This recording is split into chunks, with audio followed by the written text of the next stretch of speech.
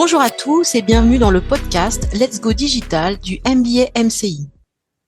Je suis Véronique Espadina-Langui et je reçois aujourd'hui Valérie Le Chevalier, passionnée de healthy food, pour discuter de cette tendance forte sur le web qui correspond à une véritable prise de conscience des consommateurs et de la manière dont la food tech y répond. Valérie, je te laisse te présenter. Merci Véronique. Alors je suis actuellement étudiante au MBA MCI en marketing digital et j'ai 20 ans d'expérience en communication, notamment digitale, principalement dans le domaine de la santé. Je me passionne pour la cuisine saine et gourmande et c'est pourquoi j'ai souhaité vous parler de cette tendance à vouloir manger plus sainement venue tout droit de Californie. La healthy food s'est accentuée fortement pendant la crise du Covid et s'est installée durablement dans le mode de vie des consommateurs. Aujourd'hui, on veut manger moins, mais mieux. Et on n'hésite pas à se faire aider par les applications dédiées ou encore la livraison à domicile. Manger plus sainement, oui, mais il faut que ce soit simple et en privilégiant la proximité et les circuits courts. On verra que l'univers de la food tech a bien intégré les enjeux du digital dans la transformation des comportements alimentaires et propose aujourd'hui de nombreuses solutions innovantes au service du bien manger. Alléchant programme, Valérie. Peux-tu nous expliquer ce qu'est la healthy food et comment ce mouvement est devenu viral, en particulier sur les réseaux sociaux ? La healthy food, ou alimentation saine, est née en Californie et consiste à choisir des produits de qualité et locaux tout en consommant plus éco-responsable. Donc le manger mieux, c'est aussi se faire plaisir. On arrête les plats fades et on fait place à la créativité culinaire avec des recettes aussi innovantes que alléchantes. C'est vraiment la preuve qu'il est possible d'avoir une alimentation à la fois saine et gourmande. Ce mouvement séduit de nombreux adeptes grâce à sa diffusion virale très efficace sur les médias et les réseaux sociaux, Instagram en première ligne, Facebook, les blogs, une vague saine, une vague healthy a déferlé sur le web avec ses recettes et ses photos toutes plus alléchantes les unes que les autres, qui sont relayées ensuite en force par les e-influenceurs. C'est vrai que ça fait envie. Moi, j'en vois beaucoup passer sur Instagram, c'est clair.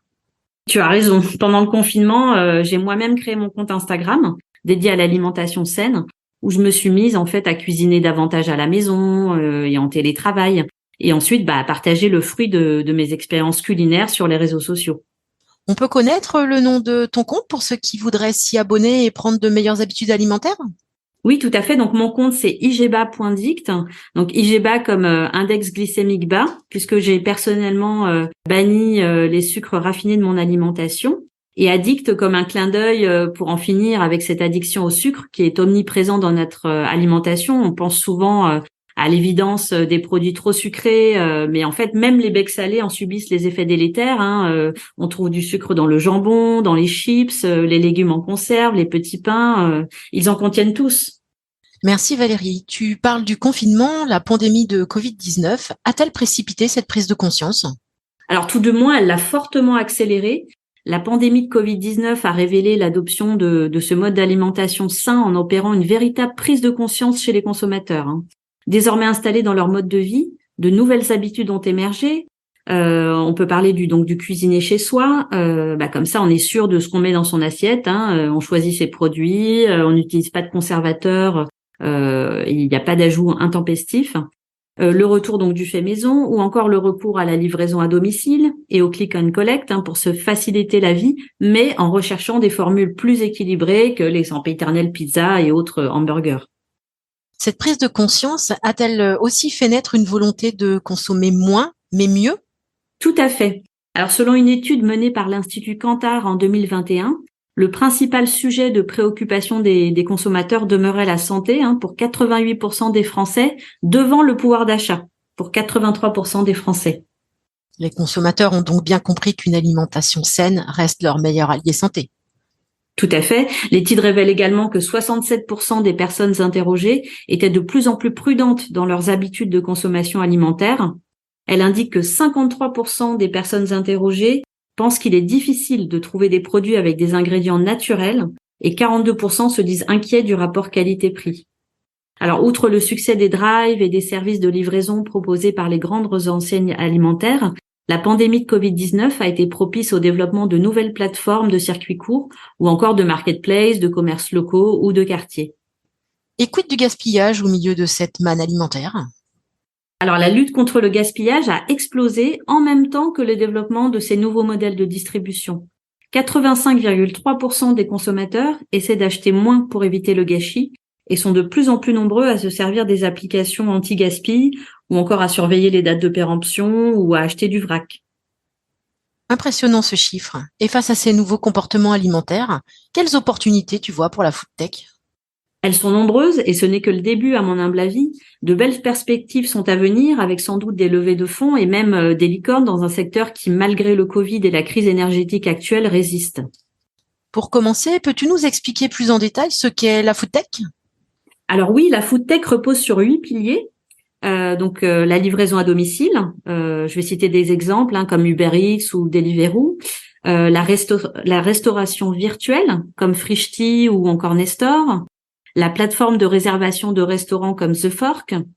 La plateforme de commerce alimentaire de proximité, Glovo ou Épicerie. La plateforme de mise en relation client-producteur comme La Riche qui dit oui ou Pour de Bon.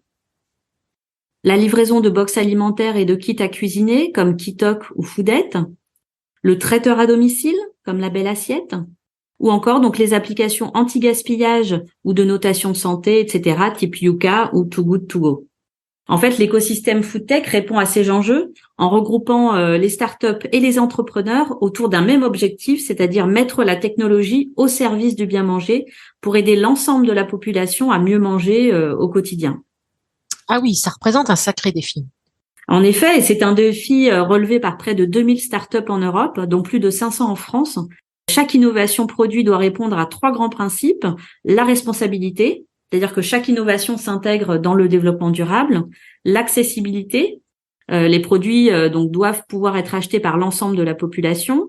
Et puis la qualité, donc on tient compte bien sûr des valeurs nutritionnelles du produit, son éthique, la sécurité alimentaire. Voilà. As-tu des exemples de sociétés food tech à nous présenter?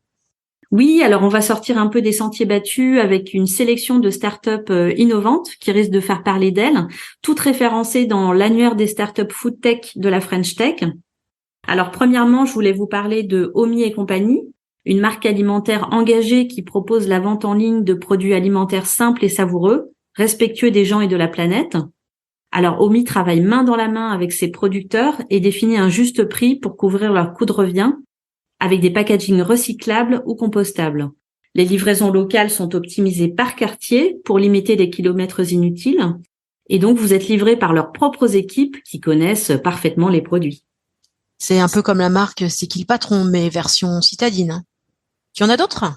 Oui, alors autre pépite à suivre, c'est Fooderize, qui va bientôt sortir son application FoodTech, qui va vous permettre de gagner du temps et de profiter de plats qui matchent parfaitement avec votre profil alimentaire grâce à son algorithme de recommandation ultra personnalisé.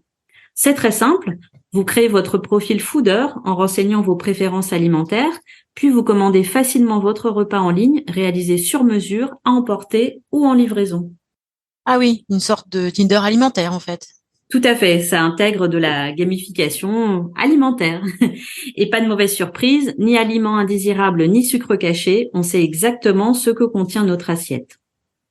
Alors, autre innovation côté zéro déchet, vous pouvez compter sur Wrack''n Roll, qui est la première épicerie en ligne bio, zéro déchet, zéro contrainte, qui propose de livrer vos produits bio en vrac grâce à des boîtes consignées et réutilisables au moins 100 fois. Pas mal ça. Eh oui. Et le meilleur pour la fin, je voulais vous parler de One Food One Me, le premier programme digital français spécialiste de la nutrition personnalisée qui vous permet de réaliser un bilan biologique nutritionnel en laboratoire qui renseigne vos déficits nutritionnels. Vous remplissez un questionnaire d'évaluation de mode de vie et d'habitudes alimentaires pour activer votre programme de nutrition bien-être personnalisé sur 4 mois et fondé sur la biologie de One Food One Me, pour améliorer durablement et avec plaisir votre bien-être et votre qualité de vie. Et ça marche aussi pour la perte de poids? Oui, on peut même indiquer le nombre de kilos que l'on souhaite perdre. Que d'innovation en faveur de la healthy food. Et oui, et le jeu en vaut la chandelle puisque la healthy food est un enjeu de santé publique majeur inscrit au cœur du plan France 2030. Avec 2 milliards d'euros dévolus à l'axe alimentation saine, durable et traçable, de nouvelles sociétés de la food tech vont voir le jour et redoubler d'ingéniosité. Merci beaucoup Valérie Le Chevalier pour nous avoir partagé tes connaissances et ton expérience sur la healthy food et la food tech. Merci à toi Véronique pour l'invitation. Nous espérons que vous avez apprécié cet épisode aussi sain que gourmand. N'hésitez pas à nous suivre pour de prochains épisodes avec d'autres experts passionnants. À bientôt sur le podcast Let's Go Digital du MBA MCI.